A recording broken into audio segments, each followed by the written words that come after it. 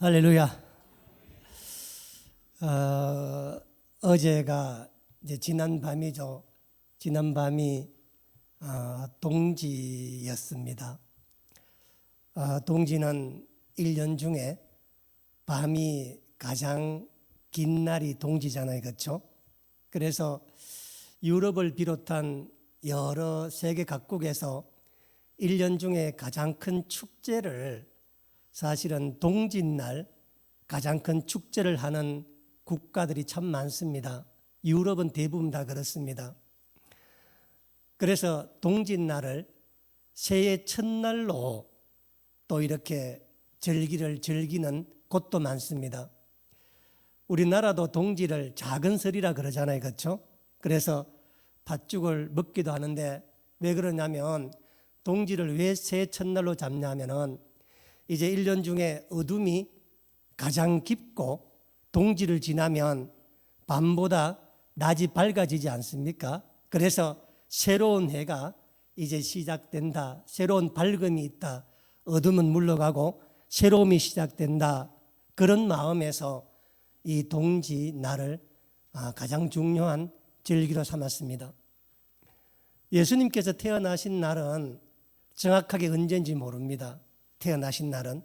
지금 우리가 12월 25일 날을 성탄절을 지키는 것은 12월 25일이 예수님이 태어나신 날이라 지키는 것이 아니라 예수님 태어나신 성탄을 기념하는 날이 12월 25일 성탄절입니다. 그러니까 정확하게 말하면 성탄절 기념일이 되는 겁니다. 그런데 왜 성탄절 기념일을 12월 25일로 잡았는가 하면은 당시 로마 시대 때 썼던 달력이 율리우스력이라는 달력이 있거든요. 지금은 우리가 그레고리역이라고 하는 달력을 써서 좀 더 이렇게 살펴보니까 동지가 양력으로 12월 21일, 22일쯤에 동지가 온다고 그랬는데, 옛날 중세 때 쓰던 율리우스 달력을 보면 12월 25일이 동지였었습니다.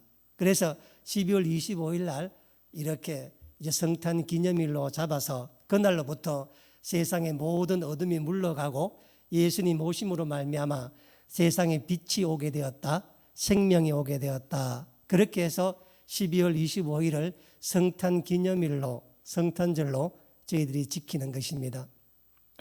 제가 이 목사로서 늘 설교를 준비하면서 항상 교리적인 설교는 잘 안 하려고 합니다.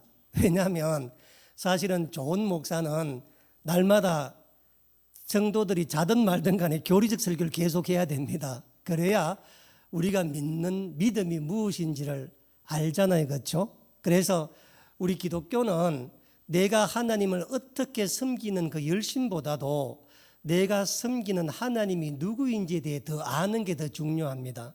모르고 섬기는 게 중요한 게 아니라 내가 믿고 기도하는 하나님이 누구인지, 그분이 우리에게 무엇을 말하는지 그걸 아는 게 가장 중요하고, 그것을 말하는 게 교리거든요. 그래서 제가 올해는 11월 달부터 시작해서 우리 기독교 본질에 대한 교리를 몇 번 제가 설교를 했는데 당분간 계속 그 이야기를 좀 해보려고 그래요. 당분간.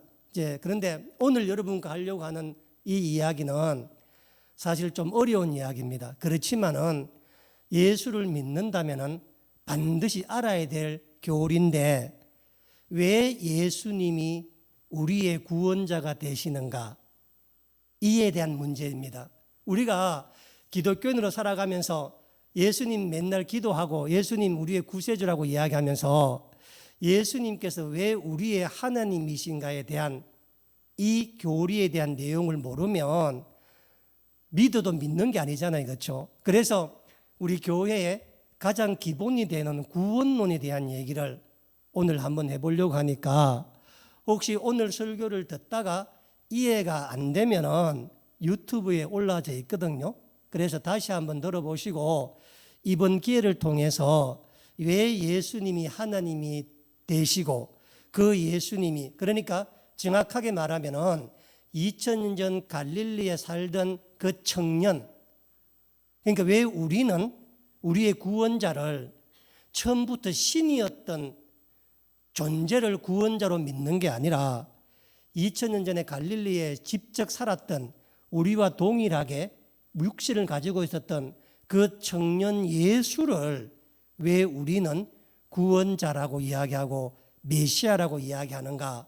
이것을 알아야 우리의 구원이 무엇인지를 알게 됩니다. 지금 전 세계 인구가 80억이 작년에 넘었거든요.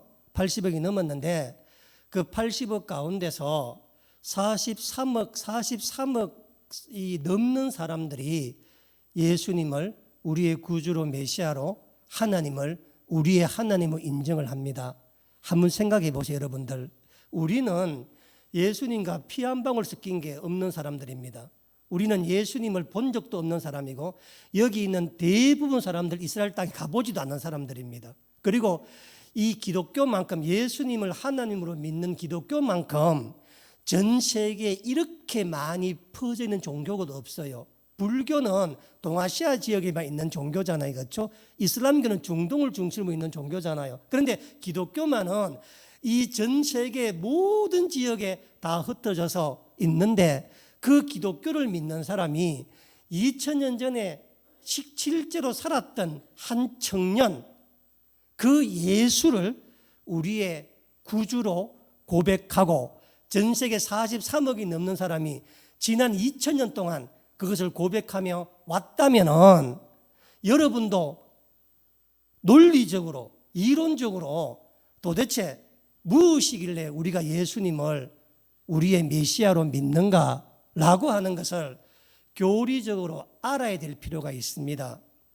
제가 성탄절에도 좀 자세히 한번 설명드리려고 하는데 오늘 다시 한번 이 말씀을 통해서 여러분들께서 왜 예수님께서 우리의 메시아가 되는가, 구세주가 되는가 누가 물어보면은 이 답은 할 수 있어야 된다는 생각에서 오늘 말씀을 나눠봅니다. 잘 들어보시기 바랍니다. 우리 기독교 2000년 역사에서 가장 신비스러운 일이 뭐냐 하면은 예수님, 우리가 말하는 기독교라고 하는 것은 중동에 있는 이스라엘, 예루살렘, 갈릴리에 시작한 종교입니다. 그렇죠, 그렇죠. 예루살렘과 이스라엘은 경상남북도 정도의 크기밖에 안 되는 곳이고 실제로 예수님이 활동했던 갈릴리와 나사렛은 정말 지극히 작은 곳에서 예수님에 대한, 하나님에 대한 이 복음이 일어났던 곳이었습니다. 그런데 정말 신비스러운 것은 뭐냐면 이 기독교 복음이 예수님이 태어나시고 활동하셨던 이스라엘에서 왕성하게 뿌리를 내린 것이 아니라 그로부터 300년이 지나고 난 다음에 이스라엘에서 2300km나 떨어져 있는 로마라고 하는 제국에서 이 기독교가 국교가 되고 로마 제국 전 세계에 흩어지는 역사가 일어났다는 것입니다. 잘 들어보세요. 로마라고 하는 나라는 인종적으로, 지리적으로, 언어적으로, 문화적으로 그 어떤 면에서도 이스라엘 유대인들과 공통점이 단 한 개도 없는 민족이고 나라입니다. 인종도 예수님은 유대인이지만은 로마 사람들은 전부 다 백인입니다. 예루살렘에서 로마까지 직선 거리가 2300km입니다. 지금은 비행기로 서너 시간만 갈 수 있는 거리지만은 2000년 전에는 가려면은 6개월이 걸리는 기간이고 지중해라고 하는 큰 바다가 있어서 목숨을 내놓지 않고서는 가기 힘든 곳입니다. 그런데 이 예수님의 복음이, 예수님이 하나님이라는 이 구원의 역사가 당연히 예루살렘에서, 이스라엘에서 시작이 되어야 되는데 인류 역사에서 예수님이 하나님이시라고 고백한 기독교를 국교로 삼았던 첫 번째 국가와 민족이 로마 제국이었습니다. 그런데 더 놀라운 사실은 뭐냐면은 당시 로마 제국은 전 세계 유일한 초강대국입니다. 지금 미국이 큰 나라지만은 당시 로마의 권세나 로마의 권력에 비하면 지금 미국이 갖고 있는 권력은 로마의 100분의 1도 안 됩니다. 그래서 모든 역사가가 인류 역사에서 가장 큰 힘을 가진 제국이 로마였다고 말합니다. 그러니까 로마가 전 세계를 다 지배하고 있었고, 로마는 수백 년 전부터 그리스 로마로 이어지고 있는 자기들만의 신들과 신전을 로마 제국 안에 수만 개를 갖고 있던 나라에 있었습니다. 여러분, 그 유명한 그리스 로마 신들 아시죠? 제우스, 비너스, 아폴로 이런 신들이지 않습니까? 전부 로마 사람들이 섬기는 신입니다. 그리고 심지어 로마 황제 본인이 신이라고 숭배를 받던 민족이 로마입니다. 그런데 이 로마 사람들이 자신들이 믿던 그리스 로마 신들을 다 버리고 신전을 다 부수고 로마 황제 본인이 신이었다고 고백하다가 자기가 내려와서 예수님을 하나님이라고 믿고 예수님 앞에 무릎을 꿇고 예수님 앞에 구원을 강구했다는 겁니다. 제 이야기 잘 들어보세요. 더더욱이 당시에는 사람들이 어떤 생각을 갖고 있었냐면은 각각 지역마다 내가 사는 동네마다 다스리는 신이 있다고 믿었습니다. 우리나라도 마찬가지예요. 그래서 여러분들 옛날에 선안당이 고개 마루에 있잖아요. 그렇죠? 왜 고개 마루에 있냐면 그 고개를 기점으로 이쪽에 있는 신과 여기 있는 신이 달라요. 그래서 넘어갈 때 지금까지 있던 신에게 보살펴줘서 감사합니다. 다음 신에게 내가 들어갑니다. 하고 들어가는 거예요. 그래서 이렇게 큰 고개마다 선안당이 다 있는 거예요. 전부 다. 옛날 다 마찬가지입니다. 예전에는 각각 사는 민족마다 나라마다 신이 다 있어서 그 지역에 살다가 내가 다른 나라로 이사를 가잖아요. 그럼 제일 먼저 뭘 하느냐? 그동안 섬겼던 신을 놔두고 그 지역에 있는 새로운 신을 섬기는 것이 너무도 자연스러운 시대가 옛날의 시대입니다. 옛날. 그래서 신들도 강한 신이 있고 약한 신이 있고 그렇게 살던 신이에요. 그래서 만약에 두 나라가 전쟁을 하잖아요. 전쟁을 해서 한 나라가 승리하고 한 나라가 패하잖아요. 그러면 피했다고 하는 말은 그 나라와 민족이 망했다는 뜻도 있지만 더 중요한 건 뭐냐면 패한 민족이 섬기는 종교가 사라진다는 뜻입니다. 왜냐하면 힘센 나라의 신을 섬겨야 복을 받지, 나라가 망했는데 망한 나라의 신을 누가 섬긴단 말입니까? 그래서 예전에는 전쟁은 신들과 신과의 전쟁이고 그 신에서 이긴 신이 세상을 지배해서, 그래서 로마의 제우스 신이 세상을 지배하는 신인 겁니다. 여러분, 제가 말하는 논지를 잘 생각해 보세요. 무슨 얘기냐면은 로마라고 하는 나라는 수백 년부터 자기에게 조유한 신들이 있었고 신전이 있었고 그 신의 도움으로 세상을 지배를 한 민족입니다.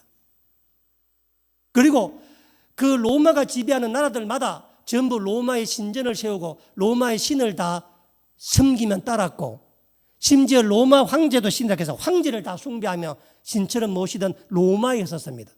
그런데 그런 로마 입장에서 보면은 지중해 연안에 있는 중동인 이스라엘은 정말 보잘것없는 나라입니다. 안 그래요? 그러니까 당시 로마 제국 사람들 가운데 이스라엘이 어디 있는지 아는 사람들 진짜 얼마 안 됐을 거예요, 아마. 진짜 중동에 있는 그 작은 나라, 그리고 더더욱이 자기들이 쳐들어가서 하느님 성전을 다 불태우고 예수 믿는 사람을 다 쳐 죽이고 콜로세움에서 박해를 하고 좌우지간에 지금 로마 총독이 직접 그 나라를 통치를 하는 자기 식민지 국가입니다. 그런데 이 대로마 제국이 어떤 이유에서였는지 자존심을 다 버리고 당시의 세계관을 다 버리고 가장 강대한 제국이 로마 제국 가운데 가장 약한 변방에 있는 작은 예루살렘 갈릴리에 있었던 그 예수라고 하는 청년에 대한 그 이야기를 복음으로 받아들이고 자기들이 식민지로 삼고 있고 직접 자기 손으로 죽였던 예수, 로마 제국이 자기 손으로 죽였던 청년 예수를 AD 382년에 가면은 로마의 정식 국교로 삼습니다. 이게 우리 기독교가 갖고 있는 신비함이고 놀라운 일입니다. 이게 보세요. 로마 사람 한둘이 그냥 그걸 믿었다 그러면 이해가 가요. 왜냐하면 세상에는 별 사람이 많잖아. 희한한 사람들이. 종교에 빠진 사람들 많잖아. 그런데 로마 황제를 비롯한 로마 제국 정부가 나서서 382년부터는 이 로마 제국, 지중해, 북아프리카, 유럽 전체를 통과하는 로마 제국 안에서는 신은 예수님뿐이다. 예수님만이 우리의 구원자다. 이렇게 선포를 하고 로마 제국 사람들이 그 선포 이후에 그때로부터 지금까지 2000년간 우리 시대에는 43억 명이 넘는 사람들이 세상 사람들이 비웃는 그 예수가 어디 있어? 구원이 어디 있어? 교회 왜 가? 그냥 하는 거 아니야? 라고 말하는 그 예수를 지금도 43억 명이 넘는 세계 사람들이 메시아로 구원자로 믿고 있다는 겁니다. 그러면 우리가 중요한 질문을 해야죠. 그렇죠? 도대체 무슨 일이 있었길래, 도대체 예수님으로부터 무엇을 받길래 이 대로마 제국이 자기들 자존심 다 버리고 자기 식민지 국가의 작은 나라에 그 청년, 자기가 죽인 예수를, 거기 비롯된 종교를 국교로 삼고 황제가, 신이었던 황제가 신의 자리를 버리고 내려와서 그리스도인 신자가 될 수밖에 없었는가? 여기에는 정말 중요한 세계사적 사건이 있습니다. 그게 뭐냐면은 AD 4세기경에 로마 제국에 있는 지식인들 사이에, 잘 들어봐요. 지식인들 사이에 서양 역사가, 서양 철학이 시작되고 난 다음에 첫 번째로 인간의 본질이 무엇인가에 대한 새로운 발견이 일어납니다. 잘 들어봐요.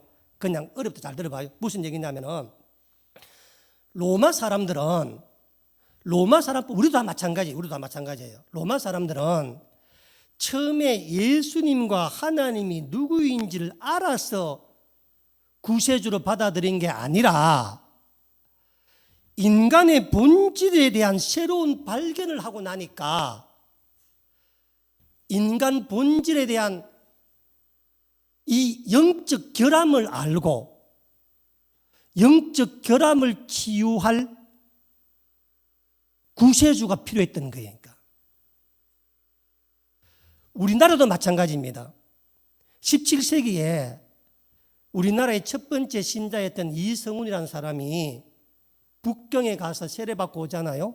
이 사람이 하나님 알아서 갔던 게 아니니까 우리나라에 필요한 뭔가를 좀 배우러 갔다가 해가 내려오거든요. 자, 이게 무슨 말인지 잘 뭐냐면은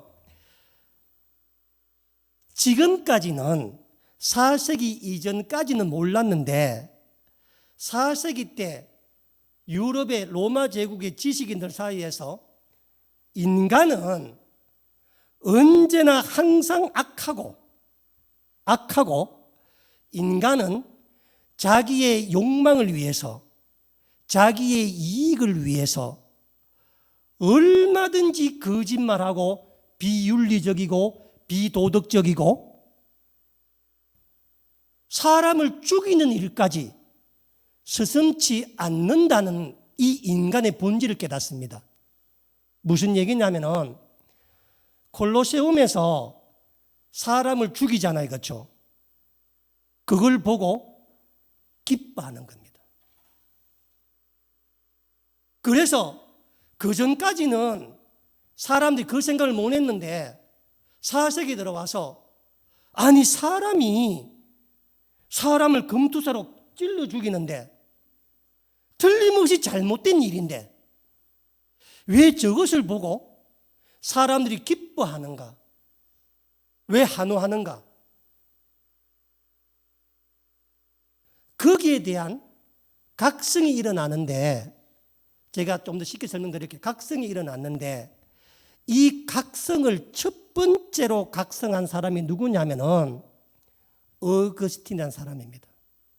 그냥 기다 들어보고 여러분들이 성경 외에 2000년 기독교 역사에서 한 사람만 기억하라 그러면 어거스틴을 기억해야 됩니다.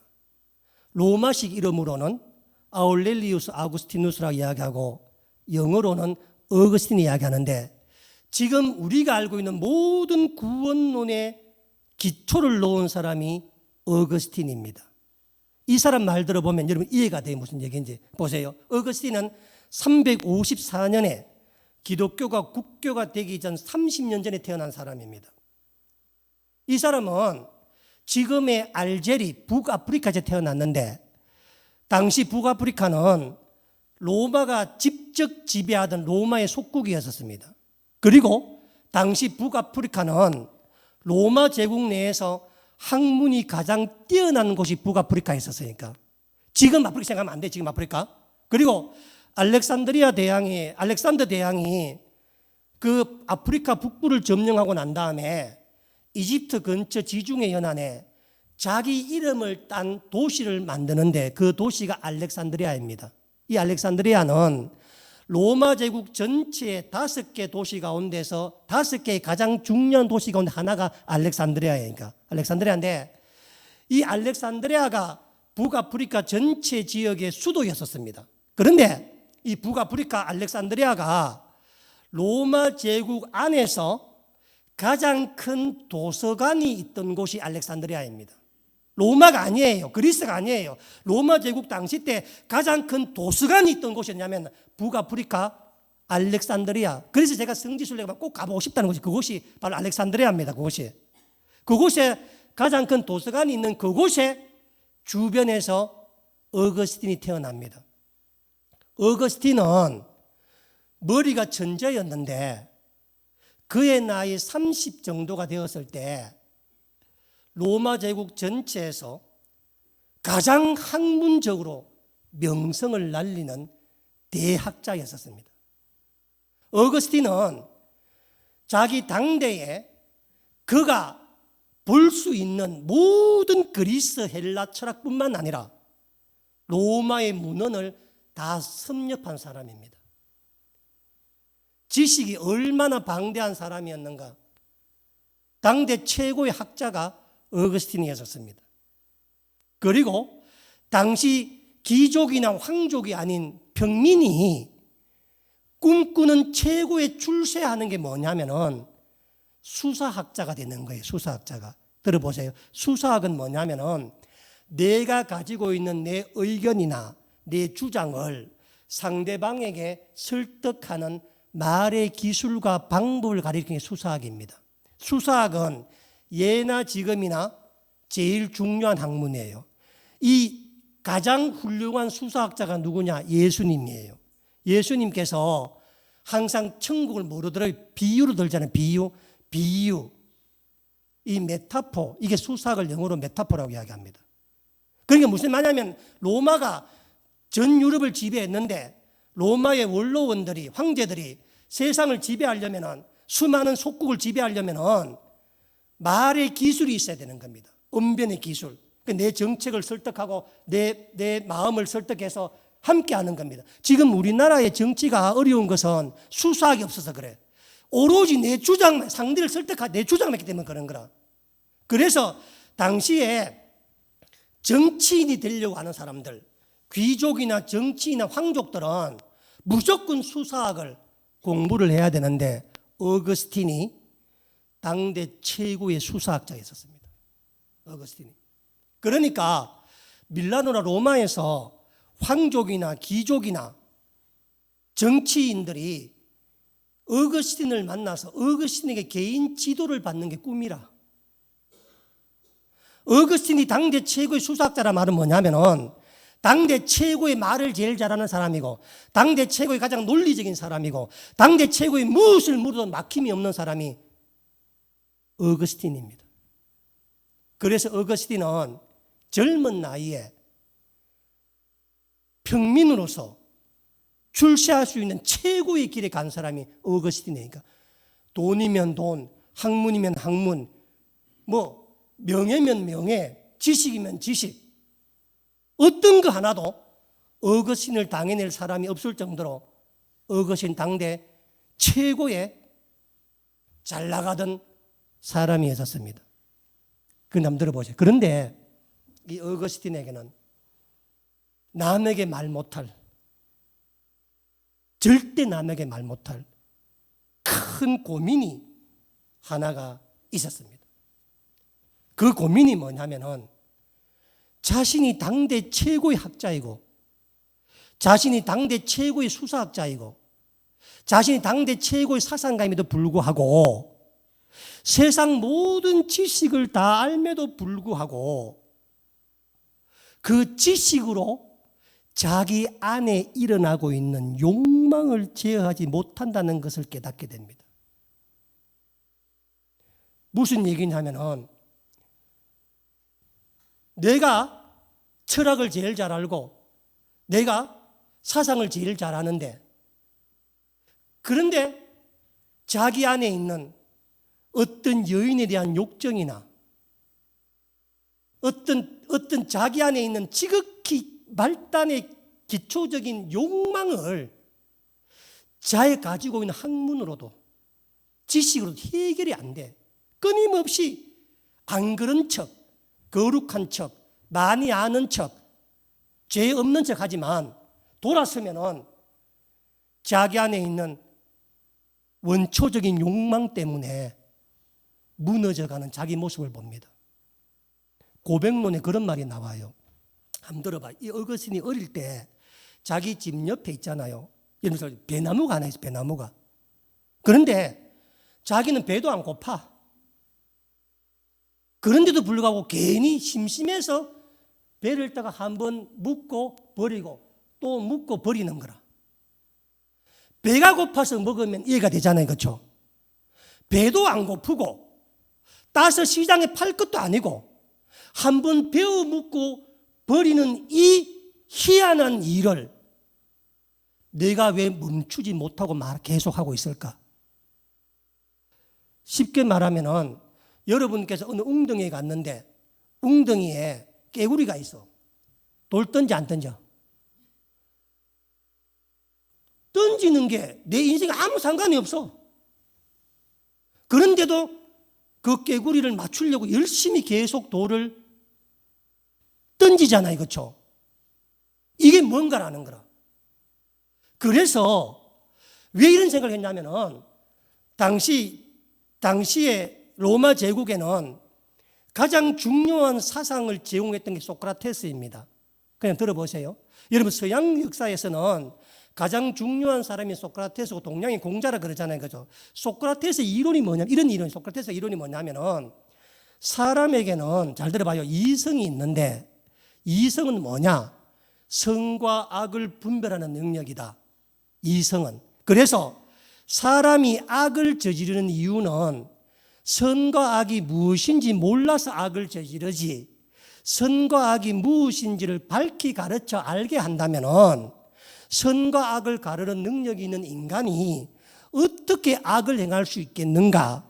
이게 당시에 서양사학의 서양세계에 있었던 가장 중요한 사상인 소크라테스의 사상입니다. 내 말 이해되세요? 다시 한번 설명해 볼게요. 사람이 악한 일을 저지르는 것은 아직까지 그 사람이 안에 있는 이성을 깨닫고 각성을 하지 못해서, 배움이 없어서 무엇이 선인지 악인지를 모르기 때문에 악을 저지르는 것이다. 그래서 사람을 어릴 때부터 교육을 시켜서 무엇이 선인지 무엇이 악인지를 바로 가르치면 이성을 가진 인간이 어떻게 악인 줄 알고 선인 줄 아는데 악을 행할 수 있겠는가? 이게 서양 철학의 핵심입니다. 서양 철학. 이론적으로는 100% 맞는 말입니다. 그렇죠? 사람이 선과 악을 모를 때는 몰라서 죄를 짓잖아. 한번 생각해 보세요. 제가 한번 물어볼게요. 여러분들 유치원만 다니면 큰 도로 건널 때 어디로 건너야 돼요? 횡단보도로. 그리고 횡단보도 건너 안 건너? 그리고 횡단보도도 반드시 파란 불 때 건너야 돼 안 건너야 돼? 다 합니다. 그런데 급하면 어떻게 건너? 그냥 막 건너.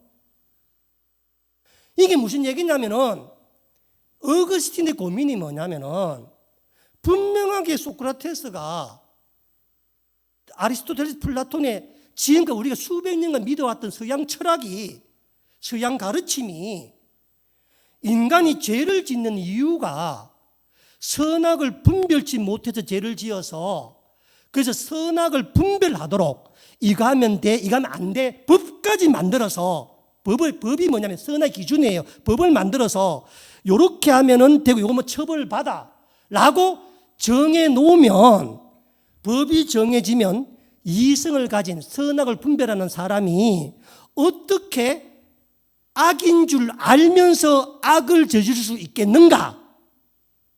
그것은 그 사람이 아직 무지하기 때문이니 너 자신을 알라 무지를 깨우쳐서 무지를 가르치면은 그 사람은 선을 알게 되면 절대 악을 행하지 아니할 것이다. 이게 서양 철학의 핵심입니다. 서양 철학의 핵심. 이것을 평생 가슴에 안고 살았던 어거스틴이라. 그래서 수사학을 가르치면 사람들이 말하는 거라. 너희들 선과 악을 구별해. 선과 악을. 그러니까 너희들이 선하니까 선을 행해.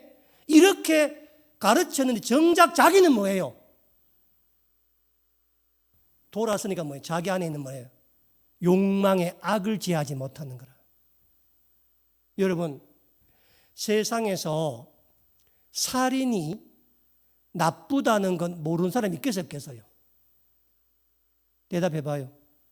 세상에서 도둑질, 강도질, 성폭행이 나쁜 걸 모르는 사람이 알아 있어요, 없어요? 없습니다. 선을 안다니까 우리가 전부 다. 그런데 동서고금, 남녀노소, 빈부격차, 지식인 아닌 동 틀어서 살인이 지금 일어나 안 일어나? 그래서 4세기 무렵에 어거스틴을 중심으로 한 로마에 있는 사람들에게 대영적 각성이 일어납니다. 왜냐하면 세상에 나보다 더 지식이 많은 사람이 없고 세상에 나보다 더 선악을 완벽하게 구분하는 사람이 없고 그래서 내한테 그것을 배우러 사람들이 몰려오는데 정작 내 자신은 기초적인 자기의 욕망조차 제어하지 못하는 거라. 그래서 어거스틴은 부정한 연을 통해 사생활을 놓거든요. 어거스틴 본인도 고백합니다. 잘못인 거 안 돼. 그런데도 안 된대. 보세요. 여러분들이 도박하는 사람들. 돼, 안 돼? 안 됩니다. 그래서 어거스틴이 뭐냐면은 이게 뭔가 도대체 지금까지 배웠던 것들, 지금까지 알았던 것들, 지금까지 이해했던 것들 공자식으로 말하면 인의 예지신을 알면 사람이 된다는데 교육받으면 사람이 된다는데 전부 다 사람 된 척만 하고 있고 속을 보니까 그 대단한 로마 사람들이 콜로세움에 모여서 사람을 죽이는데 박수치고 있고 누구 하나 잘못됐다고 말하는 사람이 없고 이렇게 비도덕적이고 비윤리적이고 이런 사람들이 과연 선악을 분별한다고 말할 수 있는가? 그리고 선악을 분별하는 사람들이 왜 저런 일을 하는가? 틀림없이 사람한테 영적 결함이 있다는 것을 알게 됩니다. 왜냐하면 그런 결함이 없으면 선악을 구분할 줄 알면은 악을 행하면 안 되잖아요. 그렇죠? 차라리 모르면 괜찮지만 알고서도 악을 저지르는 인간,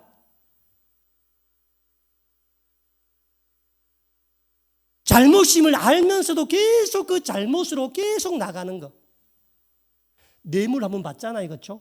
그럼 끊어야 되잖아. 어때요? 그 다음부터는 더 큰 걸 바래. 계속 가능성이 돼.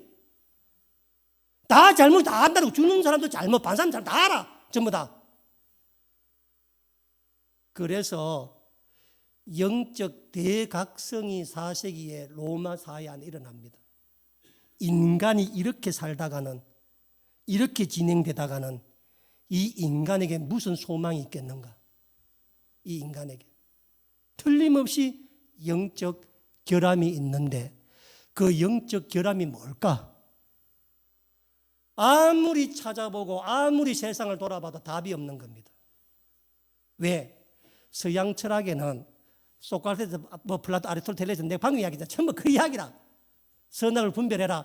그래서 소크라테스의 말은 뭐냐면 절대 선은 지식이고 절대 악은 무지라고 이야기합니다. 절대 선은 내가 지식을 배우는 것이고 절대 악은 내가 무지하다는 거니까. 그래서 로마 사람들은 자기들은 뭐라 그래요? 사람 그러고 다른 사람 다 모르겠어요. 바바리안 그러잖아요. 바바리안 그죠? 이방인 마치 짐승 같다고 생각하잖아요. 그렇죠? 자, 그런데 이런 고민을 하다가 어거스틴 있잖아요. 이런 고민을 하다가 누구를 만나냐 하면은 세상에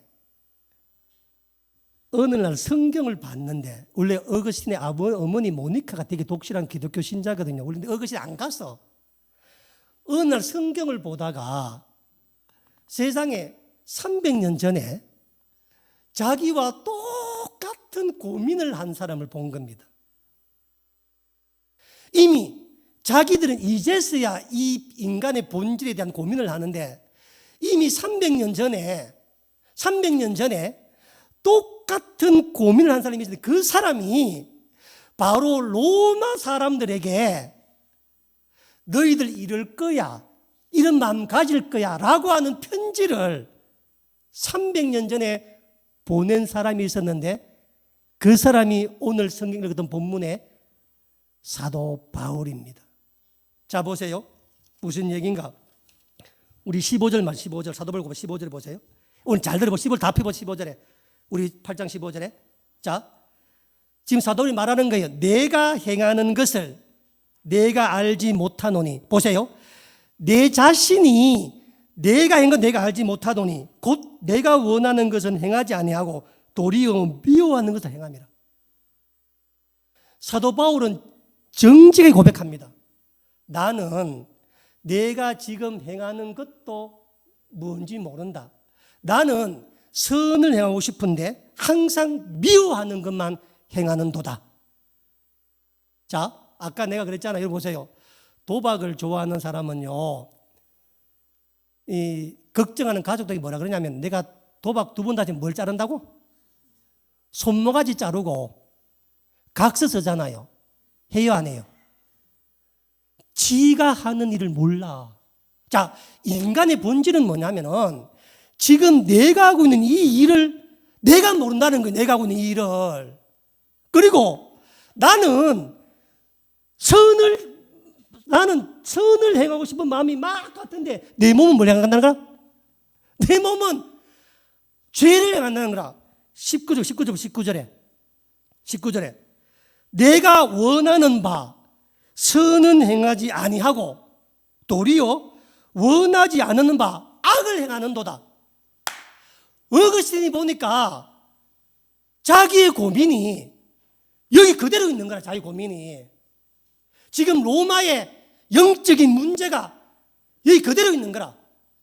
어거스틴도 이성을 알면 선과 악을 아는 거잖아요. 그렇죠? 이성이 있으면은. 그래서 선을 행하고 싶은데 항상 뭐만 행해? 자기 욕망이나 자기 이익이 조금 어긋나면 어떻게 해요? 사람을 죽이고 거짓말하고 태연스럽게 거짓말해. 우리 정치인들 보세요 지금. 조금 자기 이익을 위해서는 온갖 거짓말을 밤낮으로 해대도 아무 상관이 없어. 이게 인간이라고. 그러면서 본인이 거짓말하는 것조차도 몰라. 뭐 하는지도. 그래서 그러면 도대체 사람은 어떻게 됐길래, 무엇 때문에 어떤 영적 결함이 있길래 이렇게 선을 행하고 싶어도 선을 못하고 지가 하는데 못하고 이렇게 계속 하느냐라고 할 때 사도 바울이 그 원인을 정확하게 말해줍니다. 17절 보세요. 이제는 그것을 행하는 자가 내가 아니요 줄치세요. 내 속에 거하는 뭐라고? 죄인이라. 내 속에 거하는 죄인이라. 그래서 여러분 우리가 교회만 오면은 제일 먼저 듣는 말이 뭐냐? 원죄 말 들어보죠. 원죄. 날 봐요, 날. 원죄라고 하는 말을 기독교 역사에서 첫 번째 쓴 사람이 어거스틴입니다. 그래서 인간은 처음에 있잖아요. 사도 바울, 어거스틴의 본인은 무슨 영적 결함이 있다. 우리한테 뭔가 우리한테 뭔가 잘못된 게 있다. 그걸 몰라서 무언가를 찾았는데 사도 바울이 300년에 정확하게 뭐냐면은 그것은 네가 아니라 네 속에 거하는 죄인이라 이야기를 하는 겁니다.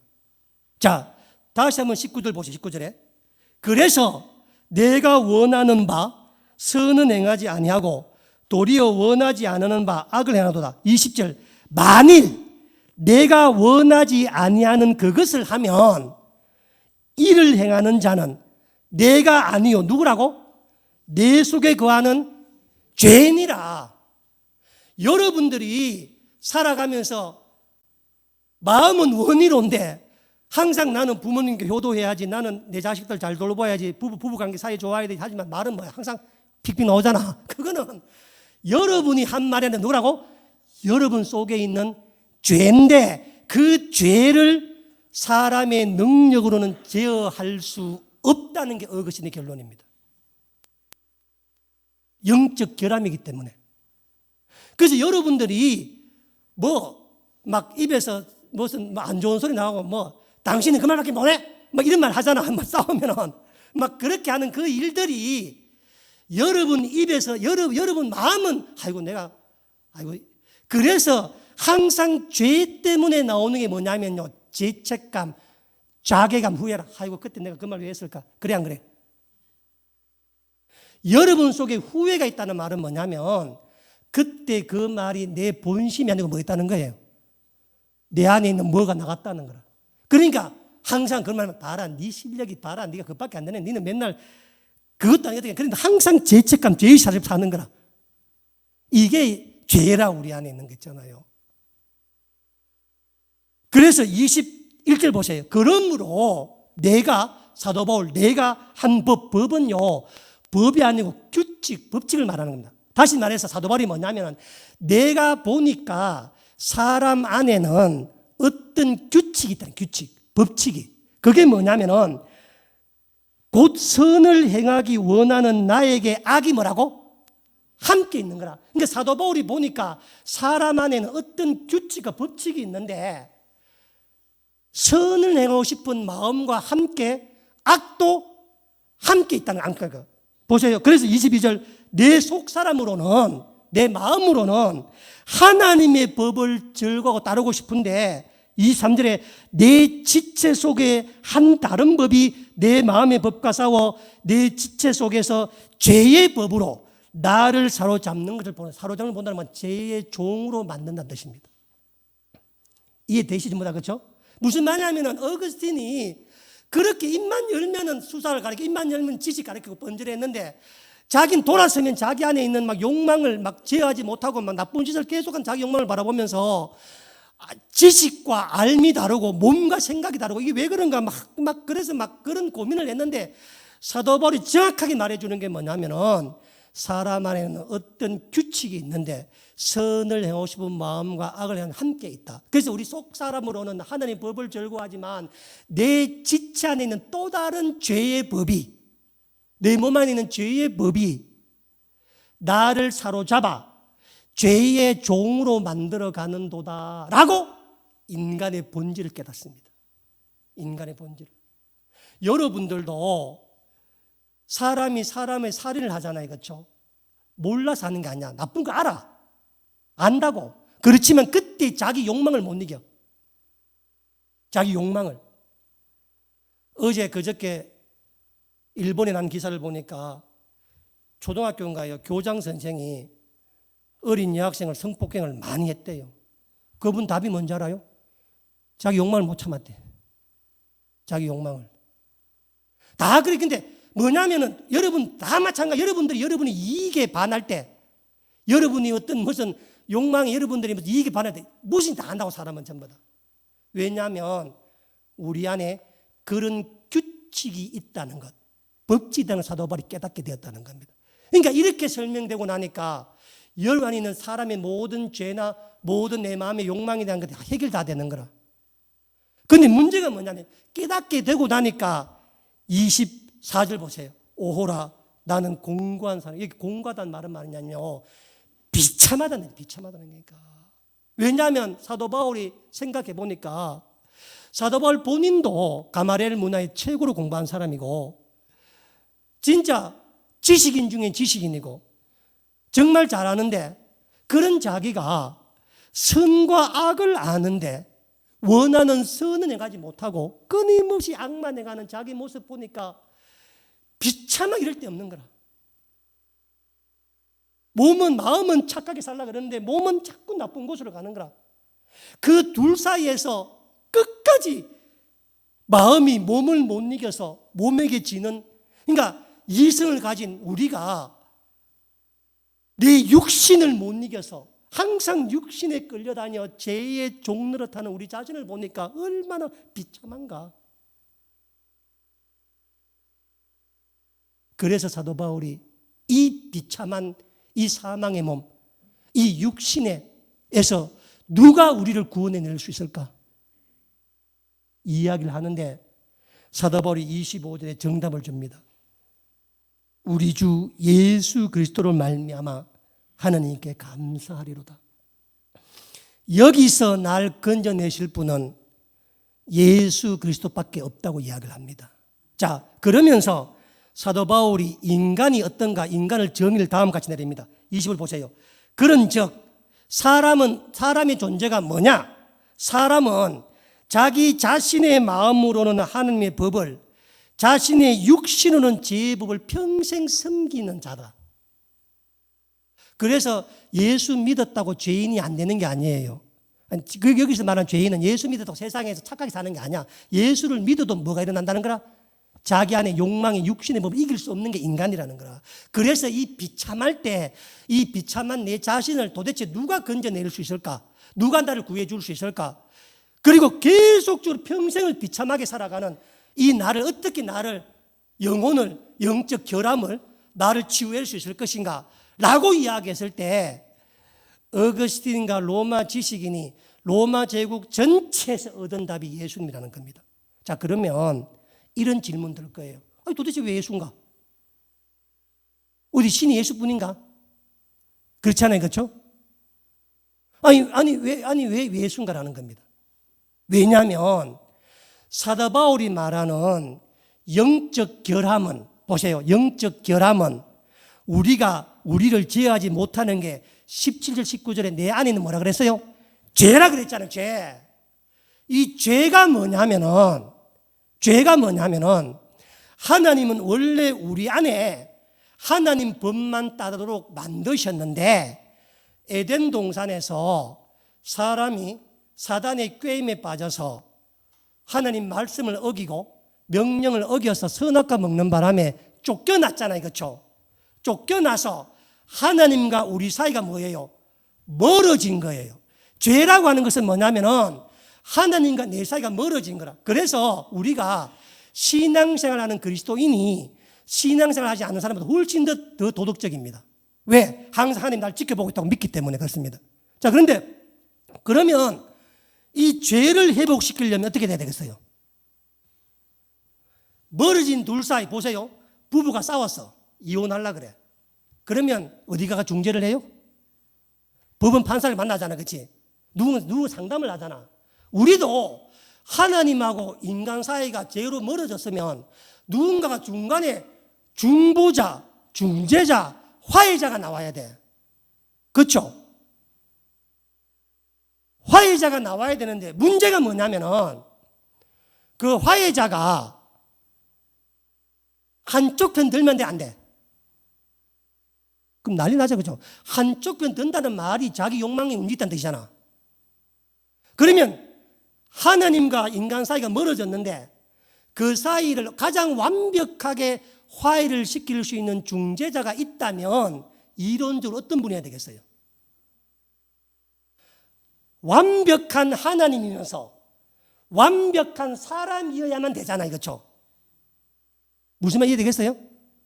그러니까 완벽한 하나님이고 완벽한 사람이어야만 하나님 입장의 사람을 보고 사람 입장의 하나님을 봐야 되지. 90%는 신이고 10%는 사람이다. 그 누구 편 들겠어?